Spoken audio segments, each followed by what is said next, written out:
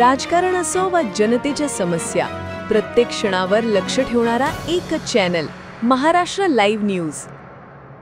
नागपूर जिल्ह्यातील कुही तालुका अंतर्गत असलेल्या पचखेडी येथील भारतरत्न डॉक्टर बाबासाहेब आंबेडकर जिल्हा परिषद उच्च प्राथमिक आदर्श शाळा पचखेडी येथे आज मान्यवर शिक्षण अधिकारी आणि ग्रामपंचायत प्रतिनिधींच्या उपस्थितीत शाळेच्या प्रगतीचा आढावा घेण्यात आला। या प्रसंगी शिक्षण उपसंचालक सौ सावरकर मॅडम, श्रोती साहेब, शिक्षण अधिकारी प्राथमिकचे निखिल भुयार, गट शिक्षण अधिकारी सौ आशा गणवीर तसेच जिल्हा परिषद नागपूरचे कार्यक्रमाधिकारी प्रमोद वानखेडे हे उपस्थित होते।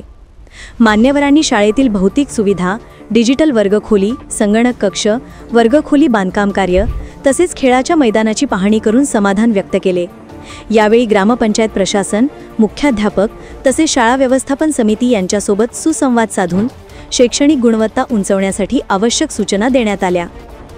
कार्यक्रमास गट ग्रामपंचायत पचखेडीचे सरपंच विवेक मेश्राम, उपसरपंच दिलीप भोयर, शाळा व्यवस्थापन समितीचे अध्यक्ष ज्ञानेश्वरजी शेंडे, उपाध्यक्ष मालू इटणकर, स्वाती खोब्रागडे तसेच माजी शाळा व्यवस्थापन समितीचे अध्यक्ष अंताराम ठाकरे उपस्थित होते।